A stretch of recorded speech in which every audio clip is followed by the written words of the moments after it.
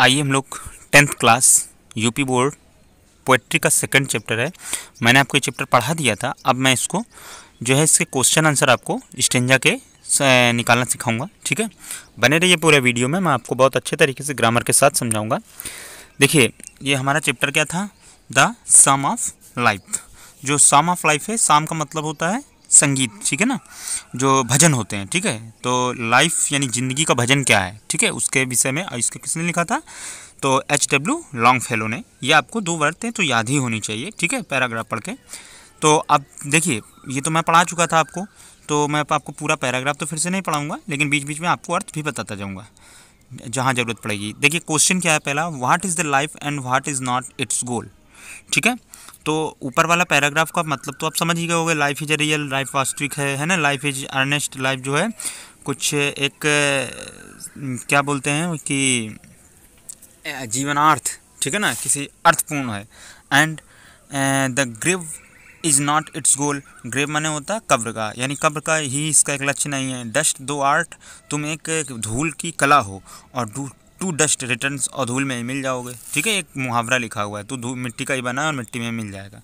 Was not spoken of the soul, ये आत्मा के लिए नहीं कहा गया, ये शरीर के लिए कहा गया। तो अब आपसे पूछा जा रहा है, क्वेश्चन है आपका पहला, what is life and what is not its goal. तो आप इसका उत्तर कितने सिंपली ढंग से आप लिख सकते हो कि life is a reality. Life क्या है, लाइफ तो वास्तविकता होती है ना, रियल नहीं लिखा ऊपर। तो अभी हम लोग जब इसको यहाँ पर एडजेक्टिव जैसा बनाएंगे ना, नाउन बनाएंगे, तो रियलिटी बोलना पड़ेगा ना। लाइफ इज ए रियलिटी, ठीक। फिर उसके बाद और इसका गोल और क्या है, सिर्फ it is full of zeal to rise and rise, यानी ये उत्साह से भरी हुई है और इसमें सिर्फ उठना ही और उठना ही होता है ना। ये आप एक्स्ट्रा इसमें जोड़ सकते हैं। और इसके बाद जो इसे हमें कैसे लेना चाहिए, गंभीरता से लेना चाहिए ना अपनी ज़िंदगी को। तो it should be taken very seriously, ये आप एक्स्ट्रा बना सकते हो, ठीक है। और इसका गोल क्या नहीं है, तो इसका गोल नहीं है what is not its goal. तो इसका गोल क्या नहीं है, only death is not its goal. क्या लिखोगे, only death it's not its goal. ठीक है, इसका जो है मृत्यु सही लक्ष्य नहीं है। ठीक है, इसी प्रकार से आप ये देखिए, ढेर सारे क्वेश्चन हैं। अगला है, मैं एक साथ क्वेश्चन पढ़ देता हूँ, फिर आपको आंसर इसमें दिखा दूंगा। ठीक है, तो आप जल्दी से इसको कर पाएंगे, मैं समझा सभी को दूंगा। What was not spoken of the soul. Spoken जो आपके स्पोकन इन्हें बोला गया क्या, आत्मा के विषय में क्या नहीं बोला गया। तो आप देख रहे हो, आपको आत्मा के विषय में क्या नहीं बोला गया, ये नहीं बोला गया है। डस्ट दो आर्ट और टू डस्ट रिटर्नेस्ट, ये आपको आत्मा के लिए नहीं बोला गया, ठीक है ना। तो और इसके बाद थर्ड था, what are the qualities of life. तो लाइफ की क्वालिटीज़ क्या हैं, तो लाइफ कैसी है, रियल है और अर्नेस्ट है, ये इसकी क्वालिटी है ना। और what does the poet means by the saying dust दो आर टू डस्ट रिटर्नेस, यानी धूल से बने हो धूल में ही मिट जाओगे, ये इसका मतलब क्या हुआ। इस मुहावरे का आपको अब अपने वर्ड्स में, ऑन वर्ड्स में इसको एक्सप्लेन करना है। तो अब उसका मीन क्या है, वो क्या कहना चाहता है कि मतलब हम लोग सिर्फ एक फिजिकल बॉडी हैं, ठीक है, ये शरीर, और ये इस फॉर्म किससे हुआ है, ये यहीं की मिट्टी और यहीं के मटेरियल से हुआ है, इस अर्थ के। और इसको एक दिन बाद, कुछ समय बाद, जब इसका टाइम पूरा हो जाएगा, तो यहीं पर जो है क्या हो जाएगा, मिल जाएगा, मिक्स हो जाएगा। ठीक है, तो इसलिए जो करें अच्छा करें लाइफ में और इसको सीरियसली लें, यही तो सारी बातें हुई ना। तो अब इसी को आपको इंग्लिश में अच्छे से लिखना है। फिर पांचवा क्या है, write the name of the poet who has composed the poem from which the given stanza has been chosen. तो आपको मालूम है किससे लिया गया है, सम ऑफ लाइफ से लिया गया है। राइटर कौन है इसके, हमने अभी बताया H.W. लॉन्गफेलो, ठीक है ना।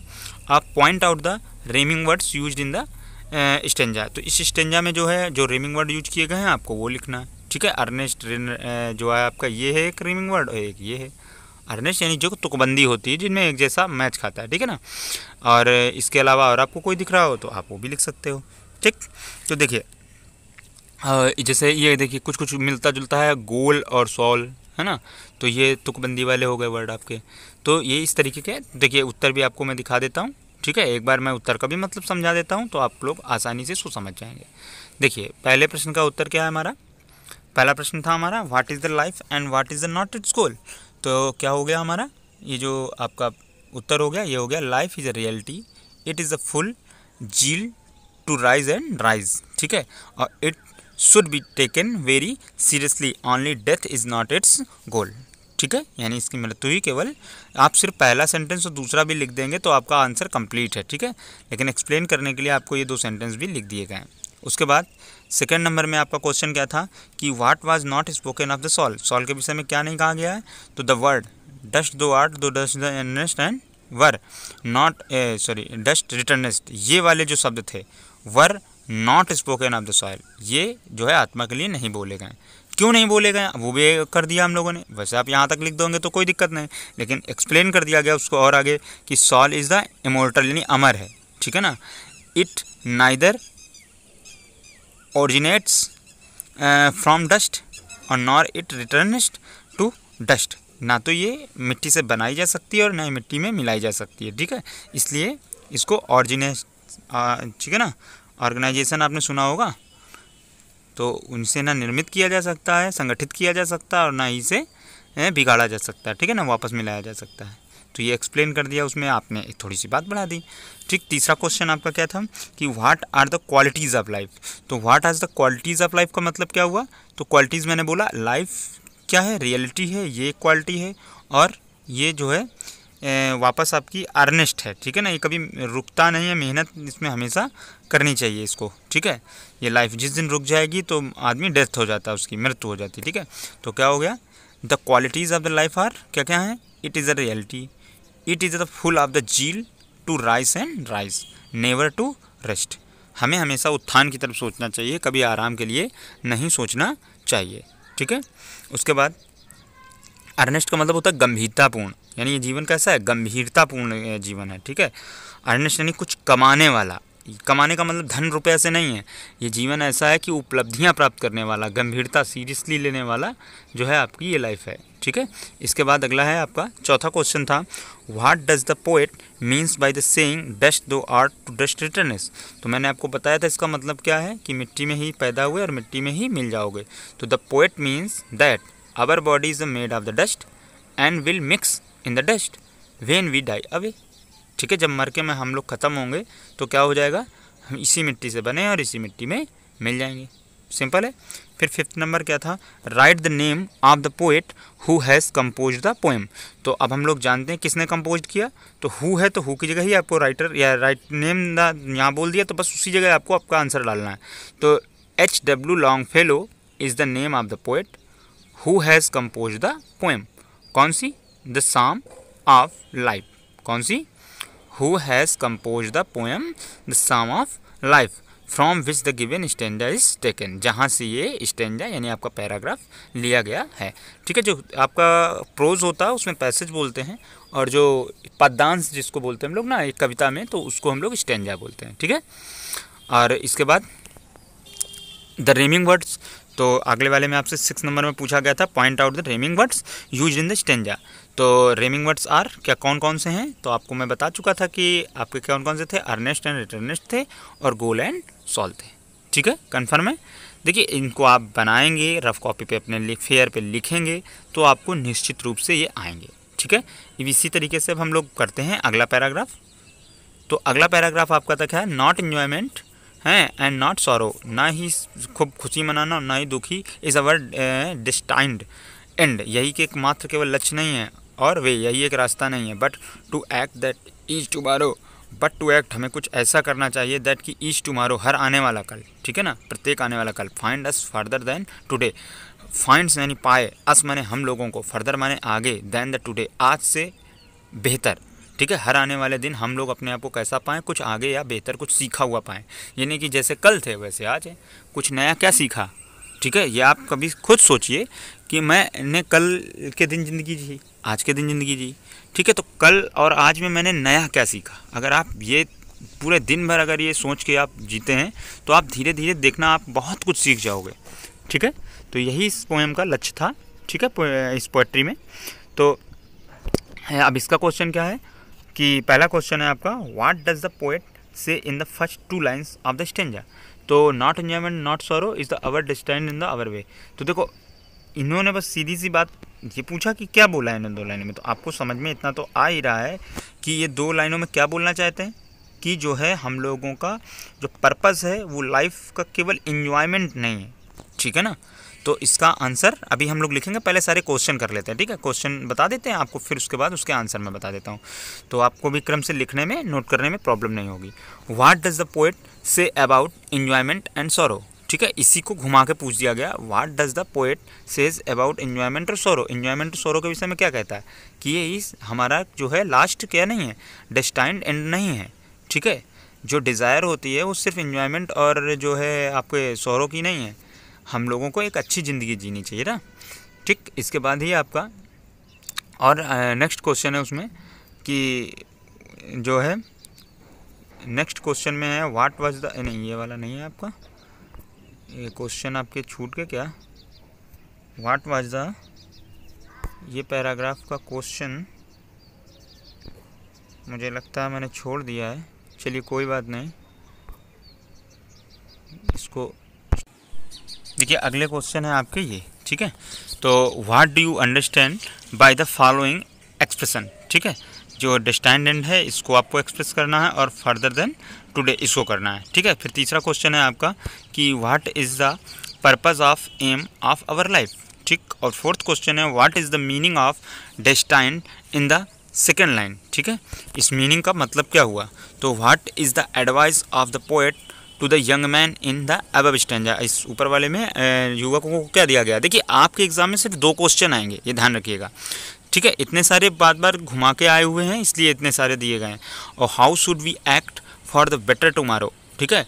और how should we act in our life, ठीक है, हमें कैसा बर्ताव करना चाहिए हर आने वाले दिन के लिए। और how should we act in our life, हमें अपने जीवन में कैसे क्रियाकलाप करने चाहिए। और how does the generally people live their lives, ठीक है, वो अपनी ज़िंदगी जीने के लिए कैसे रहते हैं, ठीक है ये। और give the title of the poem from which the above lines have been selected, who is the author of the poem, और इसका राइटर कौन है, ठीक। तो आइए हम लोग इसमें इनके आंसरों को भी जानते हैं। तो इनके आंसरों को हम लोग जब जानेंगे तो देखिए बिल्कुल सिंपल है, आसानी से। पहला क्वेश्चन था हम लोगों का what does the poet says in the first 2 lines, तो उसने फर्स्ट लाइन में क्या बोला था, पर्पस बोला था ना कि लाइफ का क्या है, तो उसका आंसर क्या हो जाएगा हम लोगों का, बिल्कुल सिंपल है, इन the first 2 lines of the stanza the poet says, ठीक है। देखिए जो ट्रांसलेशन है, आप लोग 10th में हो, यूपी बोर्ड हिंदी मीडियम, तो आपको लोगों इंग्लिश बनाने में थोड़ी प्रॉब्लम होगी, तो आप लोग देखिए छोटे छोटे सेंटेंस उपवाक्यों को सीखिए और उनको जोड़ के आप बड़े से सेंटेंस बना पाएंगे।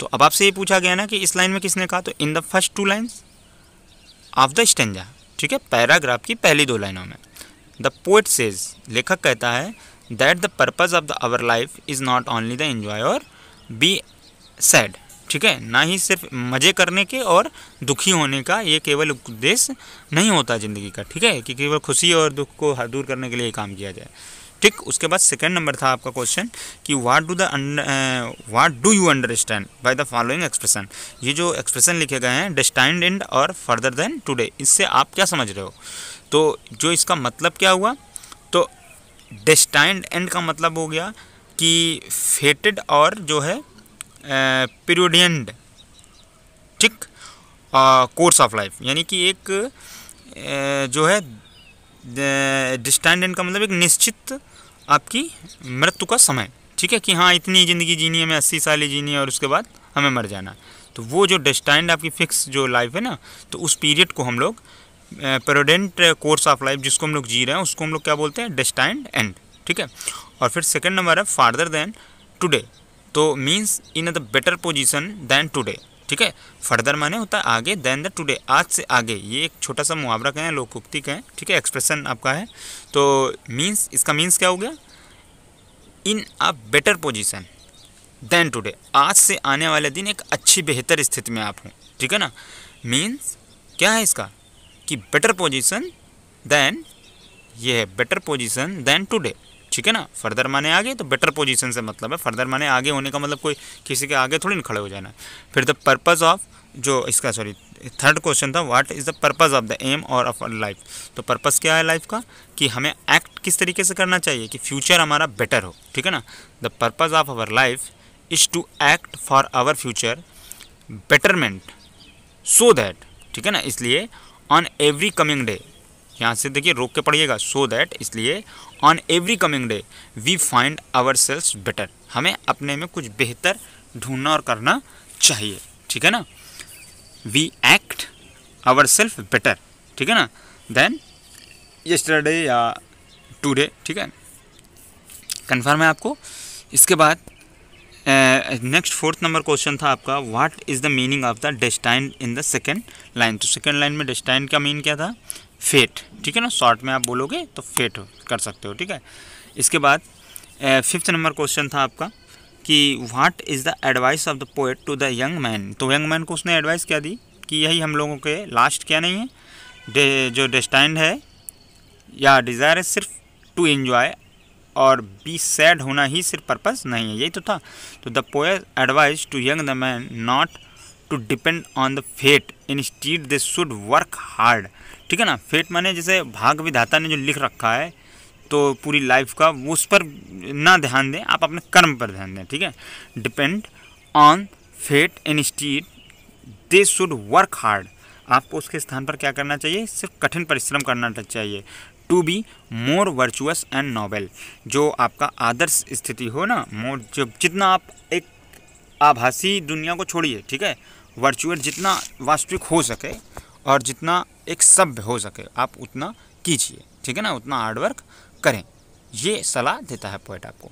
और 6th नंबर क्वेश्चन है, how should we act in our life, हमें अपने जीवन में कैसा व्यवहार करना चाहिए। तो we should act in our life to make our future better, ठीक है ना, हमें कैसा एक्ट करना चाहिए कि आवर लाइफ जो हो वो कैसी मेक हो, टू आवर फ्यूचर बेटर, ठीक है ना, आने वाला जो भविष्य अच्छा हो, by the being virtuous, laborious, aim and better life, ठीक है ना, वर्चुअस हो यानी एक अच्छी स्थिति हो, लेवरस यानी हम लोग परिश्रमी हो, एंड एम यानी एक उद्देश्य हो, बेटर लाइफ एक अच्छी ज़िंदगी का ना, ठीक है। ये हमारे जो क्या होने चाहिए, ये जो लाइफ के आपके इस तरीके का व्यवहार हम लोगों को करना चाहिए, कठिन परिश्रम और ये सब आपको एक अच्छी ज़िंदगी दे सकते हैं। फिर 7वां क्वेश्चन था, how does the generally poet live in the their lives, ठीक है। तो जनरली जो तो पीपल होते हैं वो इंजॉय देयर लाइफ और the feel sorrow and leaves everything to their fate, जो क्या करते हैं, सिर्फ वो फील क्या करते हैं, खुशी और दुख, और बाकी सब भाग विधाता या छोड़ देते हैं कि यार ये तो सब है, ये तो लिखा ही है, ये तो सब होना ही है, ठीक है ना, every things to be their fate, और वो सब उनके भाग्य के लिए छोड़ देते हैं अपने, ठीक है। और इसके बाद 8 नंबर क्वेश्चन था कि गिव द टाइटल। तो अब ये इंपॉर्टेंट क्वेश्चन है, ये आपका हमेशा हर उसमें आपको मिलता ही मिलता है। तो the title of the poem from which the above lines have been selected, ठीक है, ये आप एक चीज़ रट ही लीजिए, एक फॉर्मेट आपको याद कर लेना है, नहीं समझ भी लीजिए, ठीक है, आप चाहे जैसे सेंटेंस बना दीजिए। तो the title of the poem from which the above lines have been selected, the psalm of life, ठीक है, ब्लैक पेन से अच्छे से इसको कामा में, इन सेमी कॉलम में, इन्वर्टेड कामा में लिखिए जरूर का। The author of this poem कौन थे, H.W. लॉन्गफेलो, कौन थे, H.W. लॉन्गफेलो, आपको मैं बता चुका हूँ, ठीक है। तो अब आप इसमें मैं इतना ही रखता हूँ, नहीं तो वीडियो बहुत बड़ा हो जाएगा, ठीक है, इसलिए अब 2 पैराग्राफ मैं आपको अगले नेक्स्ट वीडियो में कराऊंगा।